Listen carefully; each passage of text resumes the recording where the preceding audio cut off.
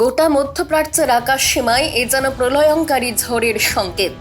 আন্তর্জাতিক সংবাদ মাধ্যমের প্রতিটি পাতায় এখন কেবল একটি ভিডিও নিয়ে তোলপাড় চলছে। ভিডিওটিতে দেখা গিয়েছে ইরানের আকাশে ডানা মেলেছে এক দানবীয় রহস্যময় আকাশযান। এটি কিন্তু সাধারণ কোনো বিমান নয়, এটি এমন এক মারণাস্ত্র যার নাম শুনলেই বুক কেঁপে ওঠে বিশ্বের বাঘা বাঘা শক্তিধর দেশগুলির। রহস্যময় এই বিমানটি একা নয়, এর চারপাশ ঘিরে পাহারায় রয়েছে অত্যন্ত শক্তিশালী কয়েকটি ফাইটার জেট। ভিডিওটি প্রকাশ্যে আসার পর থেকেই সামরিক বিশেষজ্ঞদের কপালে চিন্তার ভাঁজ। প্রশ্ন উঠেছে, তবে কি পর্দার আড়ালে বিশ্ব রাজনীতির সমীকরণ এবং যুদ্ধের মানচিত্র পুরোপুরি বদলে যেতে শুরু করেছে? যে বিশালাকার বিমানটিকে ইরানের আকাশে টহল দিতে দেখা গিয়েছে সেটি কোনো যাত্রীবাহী বিমান তো নয়, বরং এটি রাশিয়ার সামরিক শক্তির এক অনন্য অহংকার।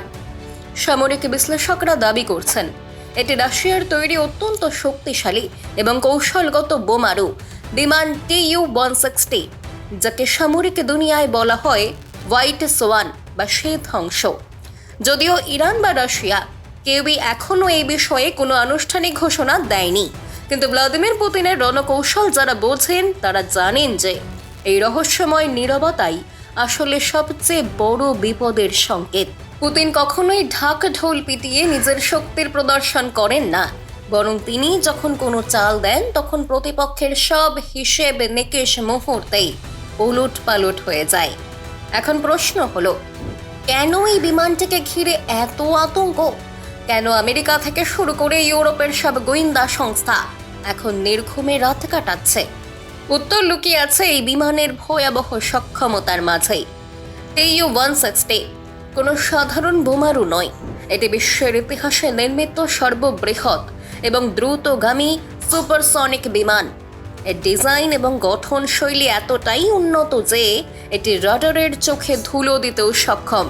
এই দানবটি তার ভেতরে প্রায় 45 টনেরও বেশি পরমাণু অস্ত্র বহন করতে পারে, অর্থাৎ একটিমাত্র বিমান একটি আস্ত শহরকে মানচিত্র থেকে ধুয়ে মুছে দেবার ক্ষমতা রাখে। আসুন এই বিমানের সক্ষমতা সম্পর্কে আরেকটু গভীরে যাওয়া যাক। এর দৈর্ঘ্য প্রায় 165 ফুট। এটি যখন পুরোপুরি অস্ত্রে সজ্জিত থাকে তখন তার ওজন দাঁড়ায় প্রায় 275 টনের মতো। কল্পনা করা যায় আকাশপথে এত বিশাল ওজনের একটি বস্তু যখন শব্দের চেয়েও দ্রুত গতিতে উড়ে বেড়ায় তখন তার ধ্বংস ক্ষমতা কতটা হতে পারে। এতে বসানো হয়েছে 4টি শক্তিশালী সুপারসনিক জেট ইঞ্জিন, যার ফলে এটি প্রতি ঘন্টায় 2200 কিলোমিটারেরও বেশি গতিতে ছুটতে পারে। সাধারণ ফাইটার জেটের চেয়েও এর গতি অনেকটাই বেশি। আরও অবিশ্বাস্য তথ্য হলো, একবার জ্বালানি ভরে এই বিমান টানা 14,000 কিলোমিটার পথও পাড়ি দিতে পারে। অর্থাৎ জ্বালানি নেবার পর এটি রাশিয়ার কোনো ঘাঁটি থেকে উড়ে গিয়ে আমেরিকার উপকূলে আঘাত এনে আবারও নিরাপদে ফিরে আসার ক্ষমতা রাখে। এই বিমানের আক্রমণ করার কৌশল অত্যন্ত নিখুঁত এবং ভয়ঙ্কর। একে শত্রুর প্রতিরক্ষা বলয়ের ভেতরে ঢুকতে হয় না, অনেক দূর থেকে কয়েক হাজার কিলোমিটার নিরাপদ দূরত্ব বজায় রেখে এটি দূরপাল্লার ক্রুজ মিসাইল নিক্ষেপ করতে পারে। এই মিসাইলগুলি অত্যাধুনিক জিপিএস এবং গ্লোনাস প্রযুক্তির সাহায্যে নিখুঁতভাবে লক্ষ্যবস্তু গুড়িয়ে দেয়, ফলে বিমানটি নিজে ধরাছোঁয়ার বাইরে থেকেই তার মিশন সফল করে ফিরে আসে। এই বিমানটিকে বলা হয় রাশিয়ার নিউক্লিয়ার ট্রায়াডের অন্যতম প্রধান স্তম্ভ।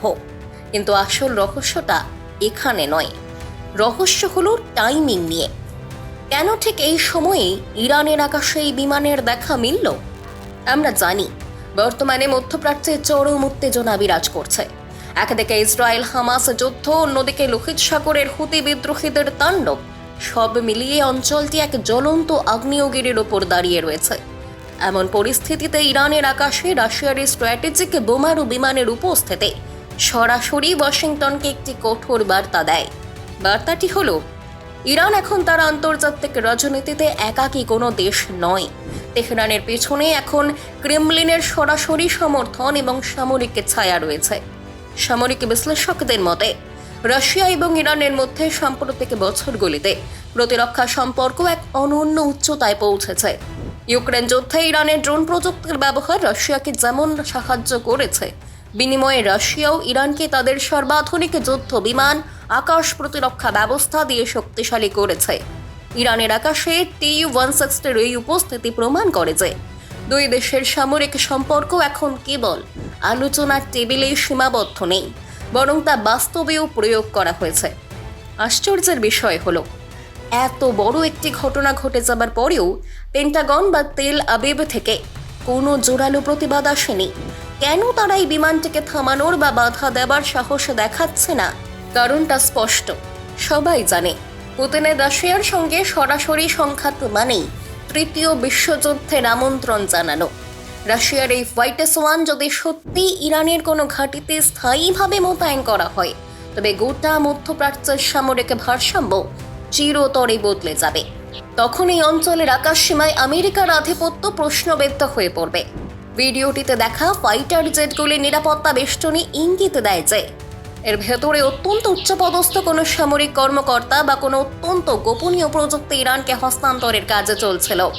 ইরান এখন আর আগের মতো কেবল হালকা অস্ত্র বা ড্রোনের ওপর নির্ভরশীল নয়, তারা এখন বিশ্বের সবচেয়ে আধুনিক আকাশ প্রতিরক্ষা ব্যবস্থা S-400 এবং রাশিয়ার অত্যাধুনিক যুদ্ধ বিমান ব্যবহারের দ্বার প্রান্তে। এর ফলে মধ্যপ্রাচ্যের মানচিত্রে ইরান এক অপ্রতিরোধ্য শক্তিতে পরিণত হয়েছে। অবশেষে বলা যায়, ইরানের আকাশে রাশিয়ার এই দানবীয় উপস্থিতি কোনো কাকতালীয় ঘটনা নয়, এটি একটি সুপরিকল্পিত ভূ রাজনৈতিক চাল। যারা মনে করেছিলেন নিষেধাজ্ঞার চাপে ইরান বা রাশিয়া দুর্বল হয়ে পড়বে, তাদের জন্য এটি একটি বড় চপেটাঘাত। বিশ্ব এখন এক নতুন মেরুকরণের সাক্ষী হচ্ছে, যেখানে আমেরিকা এবং তার মিত্রদের একচ্ছত্র আধিপত্যকে চ্যালেঞ্জ জানাচ্ছে রাশিয়া, চীন, ইরানের মতো দেশগুলির শক্তিশালী জোট। এখন দেখার বিষয় হোয়াইট হাউস এই নতুন চ্যালেঞ্জের মোকাবিলা কিভাবে করে। তবে একটি বিষয় পরিষ্কার, মধ্যপ্রাচ্যের আকাশ এখন আর আগের মতো শান্ত নেই। সেখানে এখন বাজছে মহাপ্রলয়ের রণদামামা।